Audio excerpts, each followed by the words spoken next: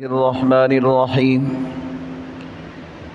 إلا الذين تابوا وأصلحوا وبينوا فأولئك أتوب عليهم وأنا التواب الرحيم إن الذين كفروا وماتوا وهم كفار أولئك عليهم لعنة الله والملائكة والناس أجمعين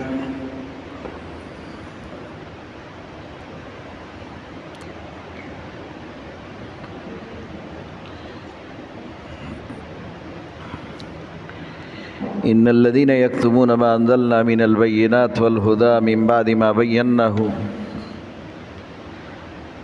کل کے درس میں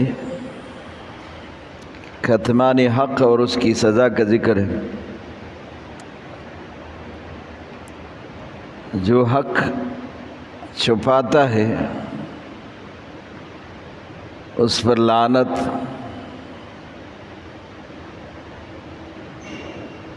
اور یہ کہا کہ حق چھپانا بہت بڑا جرم ہے.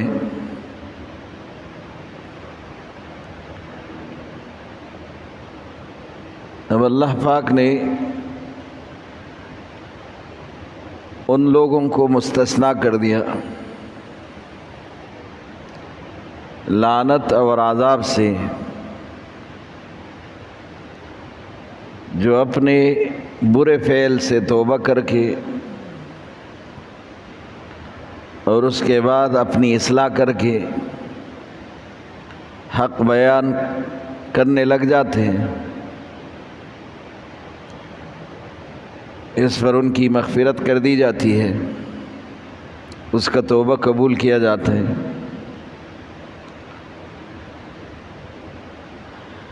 بعض مفسرین نے لکھا ہے کہ جس حق کی گواہی سے اور جس حق بات کہنے پر یہ خاموش رہا اور اس کو نہیں بتایا، اس کا توبہ یہی ہے کہ پہلے اس حق کو بیان کرو. وہ جو چھپایا تھا اس کو واضح کر دو، اور اس کے ساتھ توبہ بھی کر دو کہ جتنا عرصہ اس حق کو چھپایا تھا اس پر میں نادم ہوں. تب یہ گناہ معاف ہو جائے گا اور اللہ توبہ قبول فرمانے والا. اور اس آیت میں بھی اس کا اعلان ہے اِلَّا الَّذِينَ آمَنُوا، استثناء ہے ان لوگوں کا اس لعنت سے اور اس عذاب سے، اس جرم سے. تابو، جو اپنے اس برے فعل پر توبہ کرے.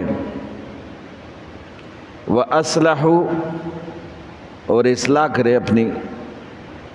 وَبَيَّنُوا، اور اس چیز کو اب واضح کرے جس کو چھپایا تھا. اب اعلان کرے اس بات کی جس چیز کو انہوں نے چھپایا تھا. اور یہ اکثر ہوتا ہے موقع اور محل کی مناسبت سے. کبھی آدمی کسی بات کو اسی طرح چھپا لیتے ہیں، پھر محسوس کرتا ہے کہ یہ میں نے گناہ کیا ہے اور میرے اس گناہ سے ایک کا حق دوسرے نے لیا، اور یا میرے اس چھپانے کی وجہ سے کسی کے ساتھ ظلم ہوا. وہ اپنے آخری عمر میں اقرار کر لیتا ہے کہ یا میں نے جو غلط گواہی دی تھی یا جو گواہی چھپایا تھا وہ یہ ہے کہ یہ حق فلاں کا ہے اور یہ فلاں کے ساتھ ظلم ہوا ہے. پھر بھی اگر اس عمل پر جنہوں نے کیا ہے نادم ہو اور توبہ کرے اور اعلان کرے کہ یہ میں نے غلط کیا، تو اللہ پاک معاف کرنے والا. اللہ خود ہی فرماتا ہے کہ یہ اس کا گناہ تو تھا، لیکن جب فَأُولَئِكَ أَتُوبُ عَلَيْهِمْ، اللہ کہتے جب یہ اپنے اس عمل پر نادم ہوا تو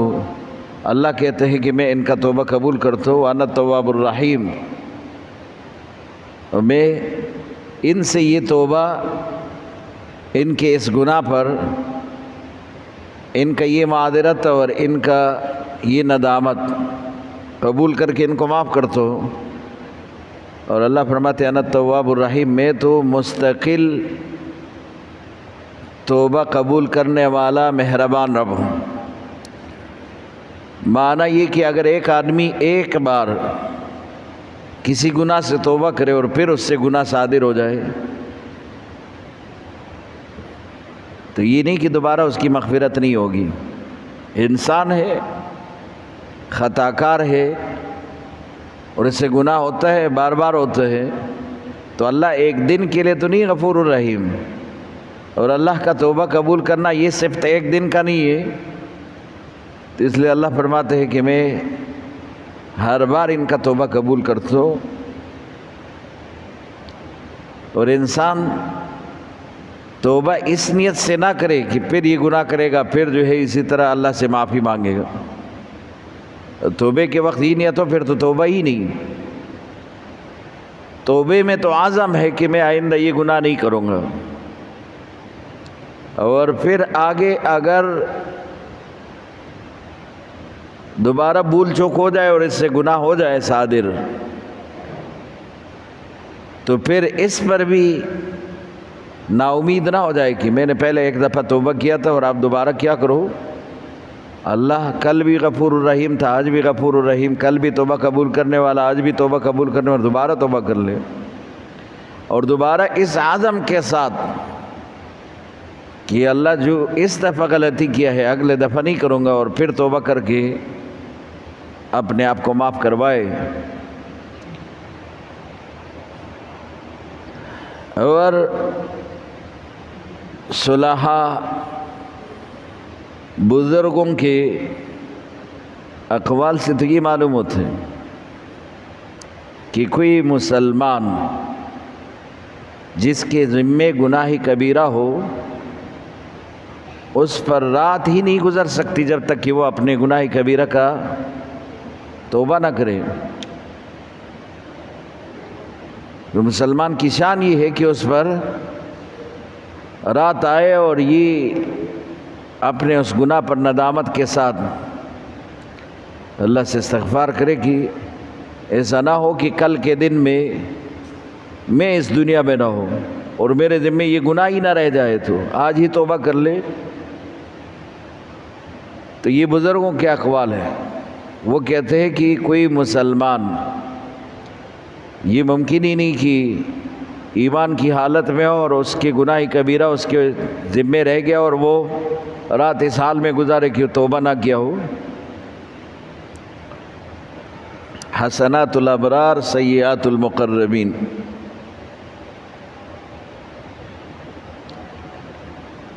ہم جس چیز کو نیکی سمجھتے ہیں اللہ کے مقرب لوگ اسی کو بھی گناہ کہتے ہیں، مگر اس کا درجہ تو بہت بلند ہے، اور ایسے لوگوں اس سے کوئی شاد و نادر خطا ہوتا ہے اور اس پر وہ فوراً اللہ کی طرف رجوع کر کے مغفرت اور معافی مانگتے ہیں۔ اور حدیث رسول اللہ صلی اللہ علیہ وسلم نے فرمایا اللہ جس عمل سے خوش ہوتے ہیں نا بہت زیادہ وہ توبہ ہے، کہ انسان گناہ بھی کرے کیونکہ یہ خطا کار ہے، اور پھر اپنے گناہ کے بعد اپنے گناہ پر استغفار کرے تو اللہ کو یہ منظر بہت اچھا لگتا ہے انسان کا۔ چلو خطا ہوا، یہ تہی خطا کار، اس کے ساتھ نفس اور شیطان ہے، لیکن خطا کے بعد یہ اپنے گناہ پر نادم ہے اور توبہ کرتے تو اللہ کو یہ بہت اچھا لگتا ہے۔ التائب من الذنب کمن لا ذنب لہ، جو اپنے گناہ سے توبہ کرتے یہ ایسا ہے کہ اس نے گناہ کیا ہی نہیں۔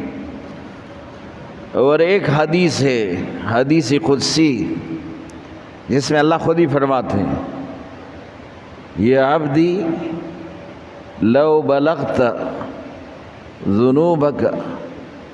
عنان السماء، میرے بندہ اگر تیرے گناہ عنان السماء آسمان کی بلندی تک پہنچے، ثم استغفرتنی، اور پھر تم مجھ سے بخشش مانگے، توبہ کرے اپنی گناہ پر، استغفر لک، میں تجھے معاف کر دو، ولا ابالی، مجھے اس پر کوئی پرواہ نہیں کہ تیرا گناہ کتنا بڑا تھا اور کیوں کیا تھا، میں بس تجھے معاف کر دو اس تمہارے گناہ پر۔ الا الذین تابوا، وہ لوگ جو توبہ کرتے اپنے برے عمل پر، واصلحوا، اور اس کے بعد اپنی اصلاح کرتے ہیں، وبینوا، اور پھر حق بات بیان کرتے آگے، جس حق کو چھپایا تھا اور جو گناہ کا سبب بنا، فاولئک اتوب علیہم، اللہ کہتے ہیں میں ان سے توبہ قبول کرتا ہوں، یہ انہی کا توبہ ہے، وانا التواب الرحیم، میں سب کا توبہ قبول کرنے والا رب ہوں۔ ان الذین کفروا وماتوا وهم کفار، ایسے لوگ جس کو موت آیا اور موت اس حال میں آئی کہ وہ کفر کی حالت میں اس کا موت ہوا، اولئک علیہم لعنت اللہ، یہ وہ لوگ ہیں جس پر اللہ کی لعنت ہے، والملائکہ، فرشتوں کی بھی اس پر لعنت، والناس، اور تمام لوگوں کی اس پر لعنت، اجمعین، ذکر کر کے کہ اس میں کوئی استثناء نہیں، سب کی اس پر لعنت۔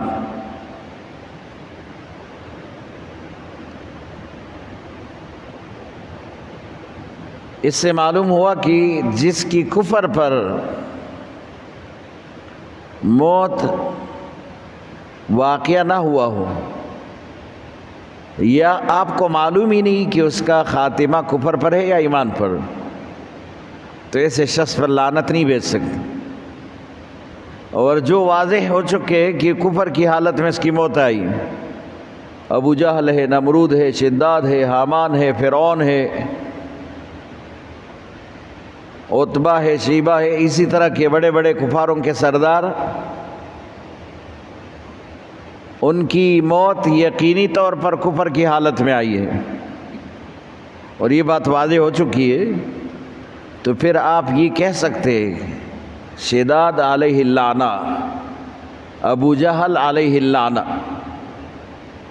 کہ ابو جہل پر لعنت ہو، عتبہ، شیبہ علیہم اللعنہ، آپ اس پر لعنت بھیج سکتے۔ جس کا خاتمہ کفر پر ہو اس پر تو لعنت، اور جس کا خاتمہ معلوم ہی نہیں کہ کفر پر ہے ایمان پر ہے تو اس پر لعنت نہیں بھیج سکتے۔ تو یہ تو پھر بہت بڑا عمل ہے کہ ایک ایسے آدمی کو جو کہ مسلمان ہو اس پر پھر کیسے لعنت بھیجتے، تو یہ بہت بڑا گناہ ہے۔ اور یہاں تک علماء نے لکھا ہے کہ اگر آپ نے کسی پر لعنت بھیجی اور وہ لعنت کا مستحق نہ ہو، تو یہ لعنت ڈھونڈتے ڈھونڈتے واپس اسی طرف آ جاتا ہے جس نے لعنت بھیجا ہے، کیوں وہ تو مستحق نہیں ہوتا جس کے پیچھے آپ نے لعنت بھیجا، اور یہ لعنت خود ہی تیرے اوپر واپس آتا ہے لوٹ کر۔ اور لعنت کا معنی کیا ہے؟ اللہ کی رحمت سے دور، معنی یہ بد دعا ہے، اور یہ بد دعا تیرے لئے واپس آ جاتے ہیں، تو یہ اللہ کی رحمت سے دور ہو جاتے ہو جو تم کسی پر لعنت بھیجتے ہو۔ اور یہ عمل تو اتنا عام ہو چکا ہے کہ ایک مسلمان دوسرے مسلمان کو لعنت کرتے ہوئے اس پر گناہ ہی نہیں تصور کرتا کہ یہ گناہ ہے، بغیر کسی جرم کے تو اس پر اسی طرح کا لعنت، وہ مستحق نہیں ہوتا لعنت کر تو اس پر لعنت بھیجتے۔ اور خصوصاً ہمارے گھروں میں عورتیں تو اسی طرح دن بھر لعنت بھیجتی اور لعنت یہ بولتی رہتی ہے، اس کو یا تو لعنت کا پتہ ہی نہیں ہوتا کہ یہ کتنا بڑا جرم ہے، جس پر قرآن نے کہا کہ ان الذین کفروا وماتوا، وہ لوگ جو کافر تھے لیکن کفر کی حالت میں اس کو موت آئی۔ بہت سارے ایسے کافر ہوتے جو کہ بعد میں مسلمان ہو جاتے، تو اس پر بھی تو لعنت نہیں بھیج سکتی، جو کفر کی حالت میں اس کو موت آئی، وہم کفار، موت اس حال میں آیا کہ وہ کفر کے حالت میں تھے، کفر پر قائم تھے، تو قرآن کہتے ہیں اولئک علیہم اللعنہ، یہی لعنت کے مستحق لوگ ہیں، اس پر لعنت، اولئک، یہی لوگ علیہم اللعنہ، اس پر لعنت ہو۔ اور کیسے لعنت؟ اللہ کی طرف سے، لعنت اللہ، والملائکہ فرشتوں کی بھی اس پر لعنت، والناس اجمعین اور تمام لوگوں کی لعنت۔ جیسے ہم نے اوپر کہا کہ وہاں پر وَيَلْعَنُهُمُ اللَّاعِنُونَ، ہر لعنت بھیجنے والے کا لعنت۔ اور وہاں پر ہم نے کہا تھا کہ اس سے مراد ہر وہ ذی روح ہے جس کے اندر روح ہو، ان سب کی طرف سے اس پر لعنت، ہر ذی عقل کی طرف سے اس پر لعنت۔ اور یہاں خاص طور پر ذکر کیا کہ اس پر اللہ کی لعنت، فرشتوں کی لعنت، اور پھر تمام لوگوں کی لعنت۔ لوگوں میں انبیاء، اتقیاء، صلحاء، علماء سب آ گئے، سب کی اس پر لعنت ہو۔ اور کوئی ایسا ہے کہ وہ کفر پہ رہا اور کفر پہ ہی اس کو موت آئی تو یہ لعنت کا مستحق اس پر لعنت بھیج سکتے ہیں۔ تو اب ابو جہل کو آپ لعین کہہ سکتے، اس کو ملعون کہہ سکتے، عتبہ شیبہ جتنے کافر کفر کی حالت میں مر چکے ہیں، اور یہ بات ثابت ہے کہ یہ کفر کی حالت میں چلے گئے، مسلمان کے خلاف لڑتے ہوئے میدانی جہاد میں وہ سارے کے سارے مر گئے، مردار ہو گئے، تو اس کے کفر میں شک ہی نہیں، تو پھر اس پر لعنت بھیج سکتے ہیں۔ آپ ایک شخص کا نام لے کر اس پر لعنت بھیج سکتے ہیں۔ ایسے معلوم نہ ہو تو یہ کہہ سکتے لعنت اللہ علی الکاذبین، جھوٹا شخص ہو تو اس پر اللہ کی لعنت، منافق پر خدا کی لعنت، ایسے کہہ سکتے، لیکن کسی ایک شخص کا نام لے کر اس پر لعنت بھیجنا، جب تک کہ وہ لعنت کا مستحق نہ ہو اور آپ اس پر لعنت بھیجے تو یہ گناہ ہے۔ اس سے بچے رہنا چاہیے کہ ایسے کسی شخص پر جو لعنت کا مستحق نہ ہو اور آپ لعنت بھیجتے، یہ اپنے اوپر لعنت۔ خالدین فیہا، یہ لوگ ہمیشہ رہیں گے اس لعنت کے مستحق، خالدین فیہا، یہ جہنم میں ہمیشہ رہیں گے تو لعنت کے بھی ہمیشہ مستحق ہے اور آگ کے بھی ہمیشہ مستحق ہے، جن کو کفر کی حالت میں موت آئی۔ لا یخفف عنہم العذاب، ان کی عذاب میں کبھی تخفیف نہیں آئے گی، عذاب میں کبھی تخفیف نہیں آئے گی۔ تخفیف کا معنی یہ کہ اب کوئی مسلمان ہے، گناہگار ہے، اور وہ قبر میں اس کو عذاب ہو رہا ہے، کوئی نیک بندہ اس کے لیے دعا کرتے تو عذاب موقوف ہو جاتے، یا اسی طرح کوئی متقی، پرہیزگار، عالم صالح قبرستان سے گزرتا ہے تو علماء نے لکھا ہے کہ اس وقت اللہ پاک ان کے عزت اور احترام میں وہاں مردوں کی عذاب کو موقوف کر دیتے۔ تو موقوف ہونے کا معنی یہ کہ تھوڑی تخفیف تو آ جاتی ہے، عذاب میں تخفیف آ جاتی ہے، اور ایک تسلسل کے ساتھ۔ اب شدید گرمی ہو، آدمی کا پسینہ اسی طرح گرتا رہتا ہے اور پورا بدن پسینے سے شرابور ہے، بیچ میں تھوڑی دیر کے لیے لائٹ آ جاتی ہے، پنکھا چلتا ہے تو وہ گرمی سے چھٹکارا مل جاتا ہے تھوڑی دیر کے لیے، پھر لائٹ جاتی ہے، پھر گرمی شروع۔ تو یہ بیچ میں تھوڑا جو وقفہ آتا ہے، اس سے وہ انسان کو ٹھنڈک جو محسوس ہوتے ہیں، یہ تخفیف ہے۔ تو وہاں جہنم کا آگ نہ تو وہ بجھتا ہے کہ چلو دوبارہ جلانے میں کچھ وقت لگے اور اس کو تخفیف ہو عذاب میں، اور نہ وہ جہنم کی عذاب ہلکی ہو جاتی ہے، نہ وہ آگ ہلکی ہو جاتی ہے کہ چلو کچھ دیر کے لیے اس کو سہولت تو مل جائے، نہ بجھتا ہے اور نہ کم ہوتا ہے، وہ ایک ہی انداز میں جو اللہ پاک نے جلا اسی طرح جلتا رہتا ہے اور اس میں کوئی فرق ہی نہیں آتا۔ تو اس لیے جہنم کے عذاب میں تخفیف نہیں، لا یخفف عنہم العذاب، عذاب ان سے کسی وقت کے لیے، لمحے کے لیے اٹھایا نہیں جاتا، یہ معنی بھی کر سکتے، اور اس میں کوئی تخفیف بھی نہیں ہے، کوئی آسانی نہیں آئے گی۔ وَلَا هُمْ يُنذَرُونَ، نہ ان لوگوں کی کوئی مدد کی جائے گی، نہ ان کو کوئی مہلت ملے گا۔ ینظرون معنی انذار، مہلت، ان کے ساتھ کوئی مہلت ان کو نہیں دیا جائے گا، ابھی یہاں پر ایسا ہوتا ہے کہ کسی جرم پر آدمی کو گرفتار کیا جاتا ہے، پھر اس کو چھوڑا جاتا ہے کہ چلو اس دفعہ آپ کو مہلت دیتے، اگر دوبارہ اسی طرح غلطی ہوئی پھر مہلت نہیں ہوگا، پھر سزا ہوگی۔ وہاں یہ مہلت نہیں ملے گا، کیونکہ وہ تو دنیا میں تھا، بار بار اللہ پاک نے آپ کو پورے زندگی میں یہ موقع دیے ہیں، اور اس موقع سے اگر کسی نے فائدہ نہیں اٹھایا تو پھر وہاں نقصان ہی نقصان ہے، تو مہلت نہیں ملے گا جہنم کی اس عذاب میں۔ وَلَا هُمْ يُنذَرُونَ وَإِلَٰهُكُمْ إِلَٰهٌ وَاحِدٌ، یاد رکھو تمہارا ایک ہی خدا ہے، الہکم الہ واحد، لا الہ کوئی معبود نہیں اللہ کے سوا، الا ہو مگر صرف اللہ ہے، الرحمن الرحیم، وہ رحمان بھی ہے اور رحیم بھی ہے۔ قرآن کا اصل موضوع ہی توحید باری تعالیٰ، قرآن کا اصل موضوع کیا ہے؟ اللہ کی وحدانیت،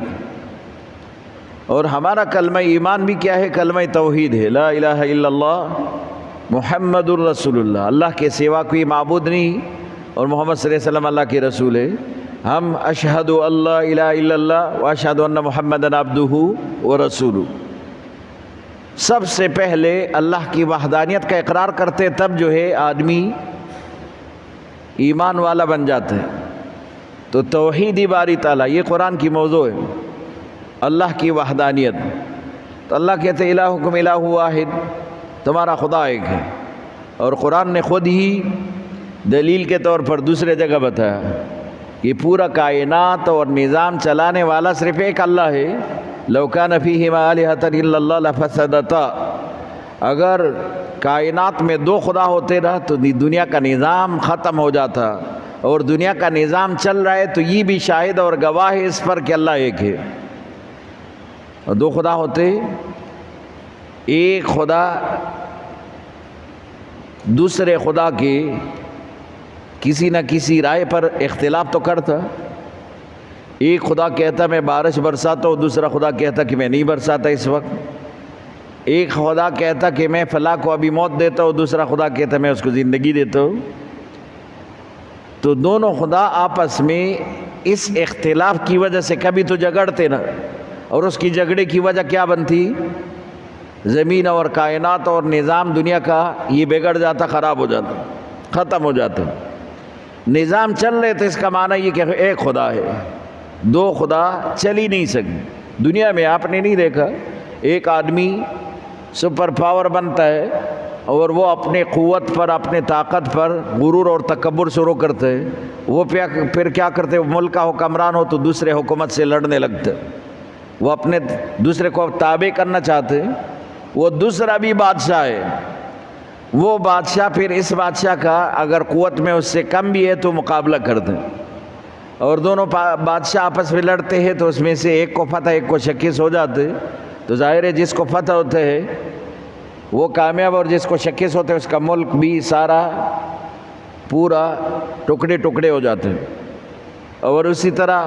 وہاں لوگ بھی اسی طرح اسی تکلیف میں اور اسی سزا میں مبتلا ہو جاتے ہیں۔ تو آپ اندازہ کریں کہ جب دنیا کی حکومتوں میں ایسا ہے کہ ایک حکمران دوسرے حکمران کا وہ اکثر خیرخواہ نہیں ہوتا بلکہ اس کا دشمن بن جاتے، تو پھر اگر کائنات کے دو خدا ہوتے، یہ قرآن خود ہی کہتے ہیں، یہ دلیل ہے قرآن کی، لو کان فیہما آلہۃ، اگر دو خدا ہوتے تو آپس میں جھگڑتے، اور جھگڑے کا سبب کیا ہوتا؟ کائنات کا یہ نظام ہی ختم ہو جاتا، کائنات کا یہ نظام جو چل رہا ہے یہ ختم ہو جاتا۔ یہ جو نظام چل رہا ہے یہ خود اس پر دلالت ہے، یہ گواہی ہے کہ اللہ ایک ہے، ایک رب ہے، تو اس لیے یہ نظام چلا رہے، یہ خود بخود نہیں چل رہا۔ ایک جماعت دہریہ ان کا خیال ہے کہ کائنات کا یہ نظام زمانے سے چلتا ہے، زمانہ ہی خدا ہے، یہ زمانہ جو گزرتا ہے یہ زمانہ خدا ہے، اور وہ کہتے ہیں یہ زمانہ ہی نظام چلاتے ہے، اس کو دہریہ کہتے ہیں، اسی مذہب کو۔ یہ صرف واحد فرقہ ہے جو خدا کے منکر ہے، ورنہ عیسائی، یہودی، ہندو، چاہے جتنے بھی دنیا کے اندر مذاہب گزرے وہ سب کے سب خدا کے قائل ہیں۔ وہ الگ بات ہے کہ کوئی 3 خدا مانتے، کوئی 4 خدا مانتے، کوئی 2 خدا مانتے، کوئی کہتے کہ خدا کے لیے معاون کی ضرورت ہے، اور یہ ہمارے بت ہمارے معاون ہے جو ہماری ہر بات خدا کو پہنچاتے، یہ واسطے بناتے، لیکن خدا کا منکر نہیں ہے۔ ہندو بھی خدا کو مانتے، وہ اپنے بھگوان سے مدد طلب کرتے، اپنے بت سے مدد طلب کرتے، وہ بھی کہتے ہیں کہ اوپر والا بھی رب ہے جو ان سب سے بڑا ہے، وہ بھی یہ جانتے۔ صرف واحد دہریہ یہ ایک ایسا جماعت، ایسا فرقہ ہے جو خدا کو بھی نہیں مانتے، وہ کہتے زمانہ ہی خدا ہے۔ یہ جو نظام تبدیل ہوتے یہ زمانے کی وجہ سے تبدیل ہوتے، یہ لوگ کہتے زمانہ ہی فیصلے کرتے، زمانہ ہی لوگوں کو مارتا ہے، زمانہ ہی زندگی دیتے ہے، زمانہ سب کچھ ہے۔ تو یہ ایک فرقہ ہے جو خدا کے منکر ہے، ورنہ سب خدا کو مانتے ہیں۔ تو اللہ کہتے الہکم الہ واحد، یہ اقرار کرو کہ تمہارا خدا صرف ایک ہے، کیونکہ نہ اس کا کوئی مثل ہے اور نہ اس کا کوئی مشیر وزیر ہے۔ اللہ کسی کا محتاج ہی نہیں،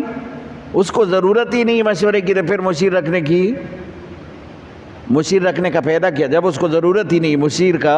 خود ہی اللہ کہتے ہیں کہ مجھے نہ مشیر کا نہ وزیر کا کوئی ضرورت نہیں، کیونکہ مشیر تو اس کو جب خود ہی آدمی کو نہیں پتہ کہ میرے اس کام میں خیر ہے یا شر ہے، میں کرو یا نہ کرو، اس میں نقصان ہے یا اس میں فائدہ ہے، تو کسی سے مشورہ لیتے ہیں کہ مجھے مشورہ دو، میں یہ کام شروع کر تو میرے لیے اچھا ہوگا کہ اچھا نہیں ہوگا۔ تو اللہ کو تو ہر چیز کا نتیجہ ہی معلوم ہے، تو پھر مشورے کی کیا ضرورت؟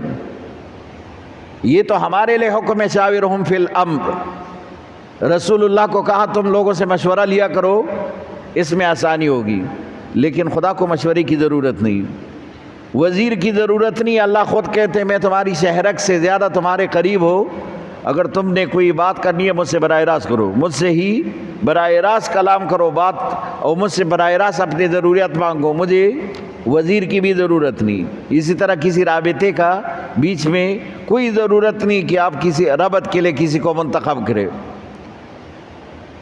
اور نہ اس کا مثل ہے نہ اس کا مثال ہے۔ تو اس لیے کہا صرف ایک ہی خدا ہے، ایک ہی خدا ہے جس کا نہ کوئی مثل ہے نہ اس کی مثال ہے، نہ مشیر ہے نہ وزیر ہے، یہ رب ہے۔ الہکم الہ واحد لا الہ الا ہو، کوئی معبود نہیں اس کے سوا مگر صرف ایک اللہ۔ الرحمن الرحیم، وہ ایسا رب ہے کہ وہ مہربان ہے، لیکن عام مہربان ہے دنیا میں، الرحمن ہے۔ اور رحمان کا معنی یہ کہ مسلمان کو بھی رزق دیتا ہے، تو رزق تو اللہ کا ہے، لیکن کافر کے لیے بند نہیں کرتا، اس کو بھی دیتے بلکہ اس کو مسلمان سے بھی زیادہ دیتے، اور کافر کو وسعت مسلمان سے بھی زیادہ دی ہوئی ہے۔ تو یہ ایسا رب ہے کہ اپنے نافرمان کو بھی رزق دیتا ہے۔ اگر دنیا میں تم حکمران بنتے ہو اور کوئی تمہارا مخالف ہے، تو تم اس کو کسی عہدے پر نہیں رکھتے کہ یہ میرا مخالف ہے، بلکہ اس کو آپ یا تو جیل بھیج دو گے یا سزا دو گے یا پھر اس کو دنیا سے ہی فنا کر دو گے۔ اور ایک آدمی اس کائنات میں خدا کا نافرمان ہے تو خدا کا ہی دشمن ہے،